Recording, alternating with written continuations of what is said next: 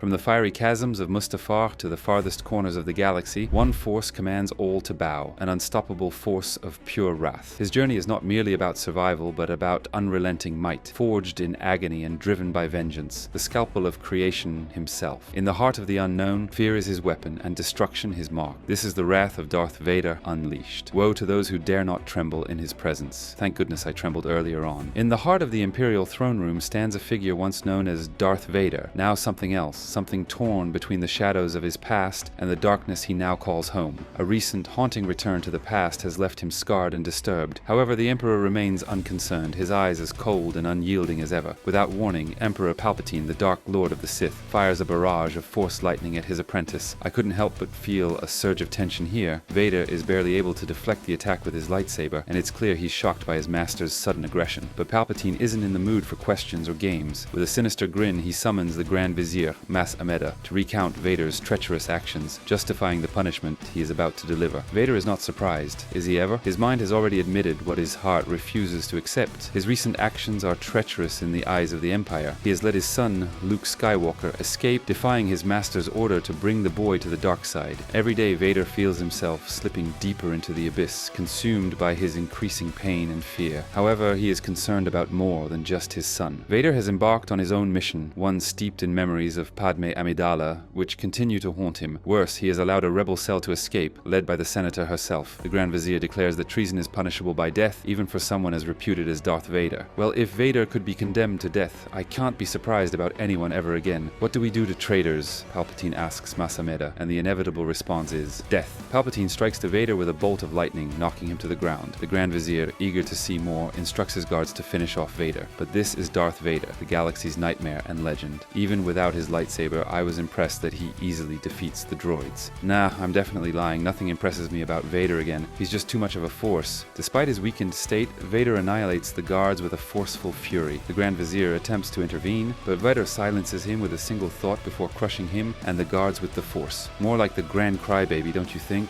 Palpatine watches in twisted delight, but it's lacking. As the Emperor's evil power overtakes him, Vader is assaulted by memories, visions of the long-lost life of a man named Anakin Skywalker. Palpatine fears that his memories will undo everything he has accomplished. I thought things got really intense here. We see Palpatine playing on Vader's deepest fears, bringing up Padme's name to twist the knife even further. It's a moment that makes us question just how much of Vader's fate was manipulated by the Emperor's games. Vader accuses his master of lying, but Palpatine remains unmoved. All that matters to him is restoring the monster he created out of fear of losing Padme, the same fear that gave birth to Darth Vader. Palpatine tightens his grip, squeezing the life out of Vader's broken body. For the first time, the indomitable Dark Lord screams in agony. Palpatine presses on, ordering Vader to forget Padme and Luke and focus solely on him. The Emperor wishes to remove all traces of emotion from his apprentice, leaving only a vessel of pure, unadulterated darkness. Some dark stuff this is. You must find yourself again, old friend. You must relearn the primacy of power above all else, or you must die. The Sith lines always hit, don't they? As the fiery world of Mustafar looms before them, memories of Vader's fateful duel with Obi-Wan Kenobi return, a battle that left him a broken husk of a man. This time, there will be no salvation. The Emperor forbids him from using the Force. Vader will have to rebuild himself from the ashes of his despair, or die trying. I honestly couldn't help but feel the weight of this moment, real definition of spine-chilling and cold. With every shard of strength he has left, Vader struggles with his memories, his rage toward a Palpatine mounting with every fleeting second. It is exactly what the Emperor desires, to fan the flames of hatred within him, to reform him. As they leave for the Techno-Ruins installations to further their plans, Palpatine sends Ochi of Bestoon to deliver the final lesson, to remind Vader of the power that comes from fear, the anger born of pain, and the darkness that defines him. The true Darth Vader will be reborn on Mustafar or perish in the flames. And honestly, the question of whether Vader can survive this trial, or if he even wants to, is what I think gives this moment a special air. As Vader pieces himself together, Ochi of Bestoon, the Emperor's assassin, lurks in the shadows, waiting to strike. I guess he did want to survive after all. And even half-dead Vader is no easy prey. Ochi watches in disbelief as Vader turns the tables and attacks from the darkness. The fight is epic, with Vader barely standing understanding, but still far more dangerous than Ochi had imagined. As I said earlier, not surprised. Who's Ochi of Bastoon to Vader anyways? Vader's anger flares as he demands to know Palpatine's true plan. Ochi, terrified, lets slip that it is something beyond even Vader's understanding, a power so great it could reshape the galaxy. Bluff or so, I thought. Intrigued and yet dissatisfied, Vader pursues a mysterious voice, calling him deeper into the unknown. Ochi tries to stop him, but Vader distracts him, diving into a cave that seals shut behind him. And there, in the suffocating darkness, Vader finds himself face to face with a creature of legend, the eyes of Webish Bog. The being looms before him, a nightmarish amalgamation of riddles and shadows. What the hell, Vader? You can't just die and end your story so quickly. I just started. Let's get back by the way. You would throw your life away so quickly just to hear what I might say? The creature's voice is a cold, ancient whisper. You do not know which questions to ask nor how to understand the answers. Your fury cannot solve the riddles. And for the first time in years, Vader feels a sliver of something foreign, unease. It's a moment that really got under my skin, but I couldn't really understand why. Outside the cave, Ochi's moment of celebration is cut short by Umbaran, who appears with an obvious threat, to expose Ochi's failure to the Emperor. Ochi was supposed to kill Vader, but he didn't. Indeed, no one has ever come out of the caves of Webish Bog alive, but this is Darth Vader. Inside the cave, Vader's unease melts away as he begins to tear through the hellish creatures sent by the bog, battling both monsters and the illusions swirling in his mind. The mysterious creature, Webish Bog, toys with Vader's thoughts, testing his resolve. What do you really want, Vader? What do you need? The bog hisses, but Vader throws the question back at it. The bog, intrigued, decides to test the might of the man who calls himself Vader. From the shadows, a monstrous beast emerges, but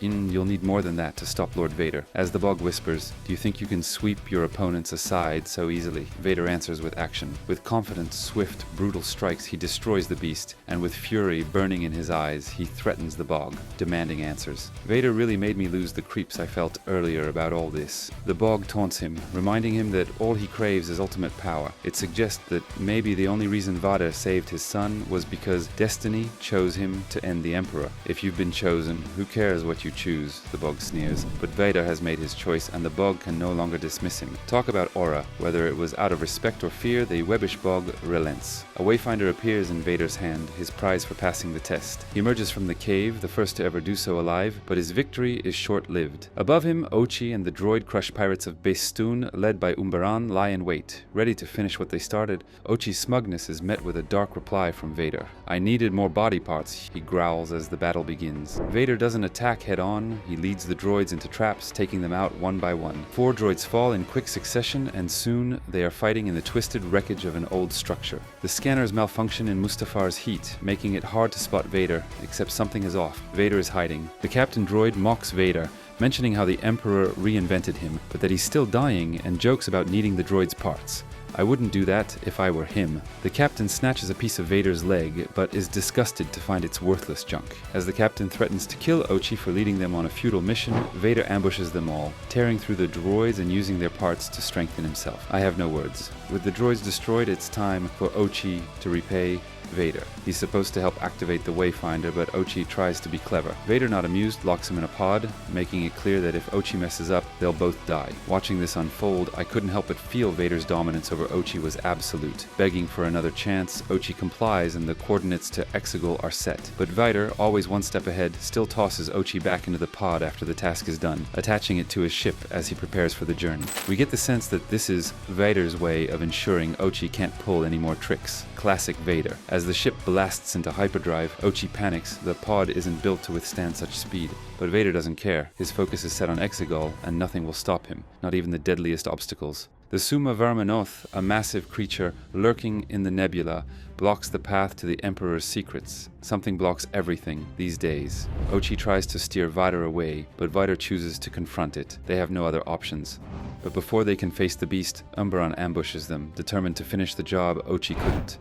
I thought the odds seemed impossibly stacked against Vader. The Emperor's orders were clear. Vader must die. Facing Admiral Korlek's 3 Star Destroyers with a battered ship seems impossible, but Vader doesn't flinch. Umbaran, trying to turn Vader's own philosophy against him, orders all cannons to fire. For once, Vader agrees with Ochi and dodges the assault, destroying several TIE fighters in the process. With incredible skill, Vader maneuvers back on course, heading straight for the nebula, much to Ochi's surprise. Not to my surprise, though. As they near the Summa Verminoth, the galaxy's deadliest predator, Vader, expertly evades its grasp. though not its dust. The dust transports them to a world of illusions, where Vader sees visions of his own death, brought about by the same man who haunted his nightmares on Mustafar and ended by his own son. He resists the visions, but falters when he sees a younger Luke. Despite the confusion, they crash into Exegol, alive but strained. Ochi, still in euphoria, asks if Vader saw his death.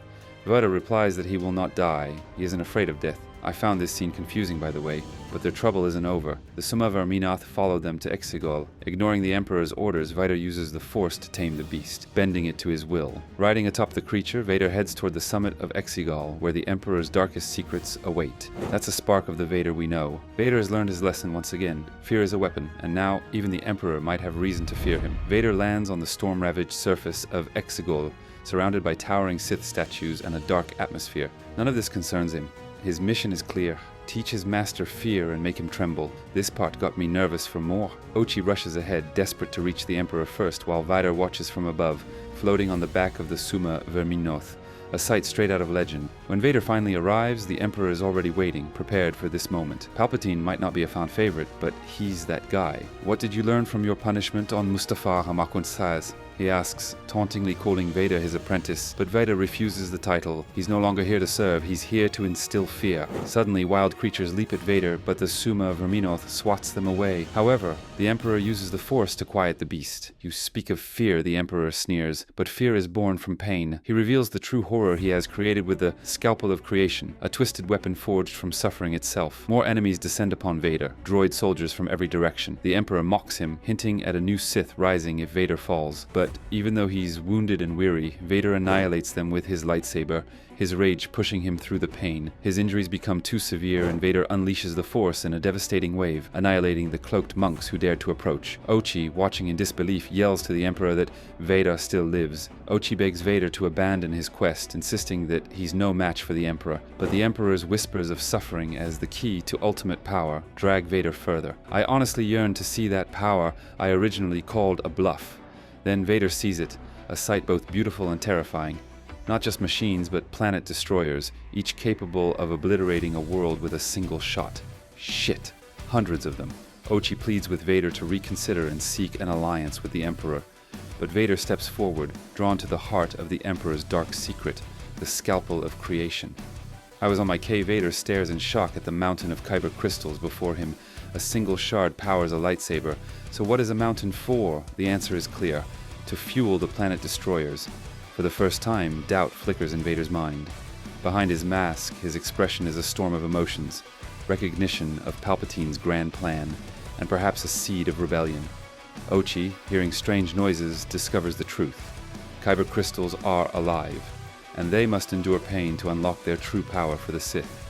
The Emperor stands, basking in the energy as the crystals burn, while Ochi screams in terror. Vader clings to the wreckage, his mind reeling. The Emperor's words cloud his mind in whispers of true power that comes from embracing pain. At that moment, Vader's thoughts turn to his son. He was destined to overthrow the Emperor. But as the Emperor's analogy with the crystals pierces Vader's mind, he finally submits. The tests are over, the reunion complete. Vader is back in his place, ready to continue the Emperor's reign of terror. Yet the lesson lingers. Vader himself is the true weapon, the embodiment of the Scalpel of Creation.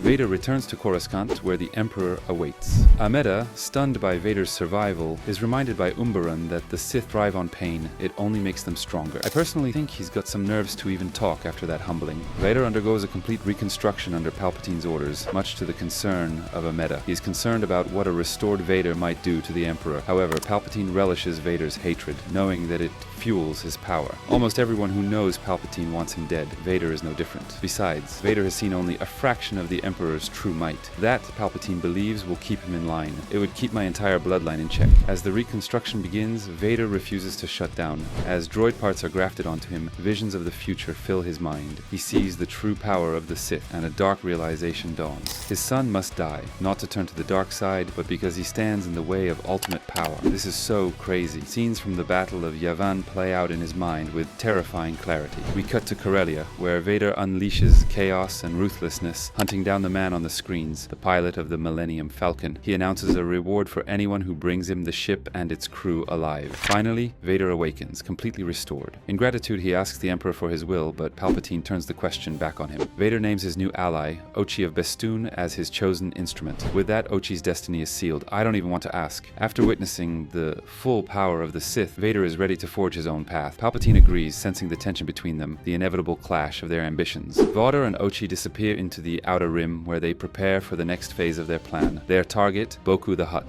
They'll recover Solo, increase their power, and serve not just the Emperor, but power itself. And what is power if not Lord Vader? Nah, I am power too, right guys? Don't you agree? Guys, there's no room for another, Vader murmurs, a promise of death. Whether those words are meant for Luke or the looming threat of the rebellion, one thing is certain: Vader's quest for ultimate power has only just begun.